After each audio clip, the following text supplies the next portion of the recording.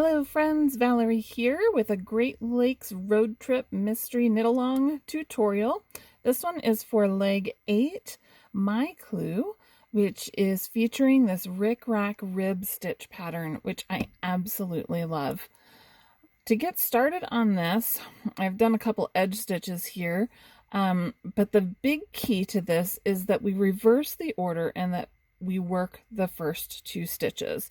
So instead of working the first stitch at closest to the tip of the needle, I'm actually going to work the next stitch, and I'm going to work it from behind. So I'm going to insert the tip of my needle, and let me show you where we've got that there. So I've inserted the tip of the needle through the back loop of the second stitch, and then I'm going to wrap the yarn around it and pull it through that stitch, but I'm not dropping anything off my left hand needle quite yet. Now I'm ready to work that first stitch, and I'm going to knit it just like a normal knit. And now I can drop both of those stitches off the needle. The next stitch in our pattern is a purl, and now we're ready to go again with the rick-rack part. So I find it that if I use my thumb and middle finger to kind of pull the fabric away against the needle, it makes it easier to get the tip of the right hand needle in there. So see, that slipped in. So I'm going to knit that through the back loop and pull it through. And I'm not taking that stitch off the needle yet. Next, I am going to knit the first stitch normally, and now I can drop them both off together. Okay, again, we're purling in between. On some of the rows in the pattern, I do suggest putting beads there. The beads will have a subtle look at the end because they'll be kind of recessed. The rick-rack part stands out, and the beads kind of give a little hint of sparkle from behind. But it's totally up to you if you want to do beads or not.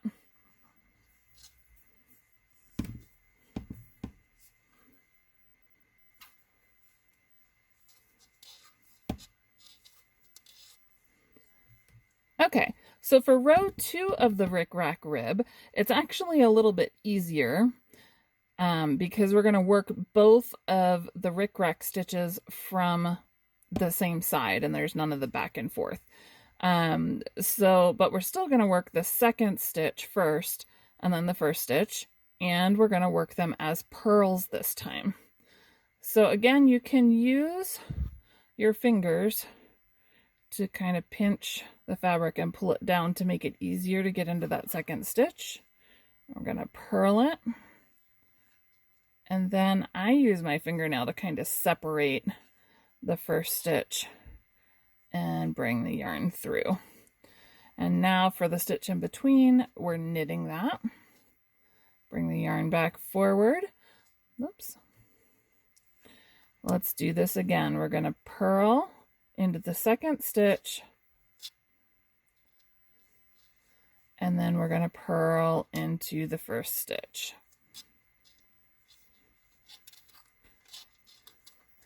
Overall, this is a little bit fiddly, but the look of it is just fabulous, and I think it's worth the effort. One more purl. Do the edge stitches.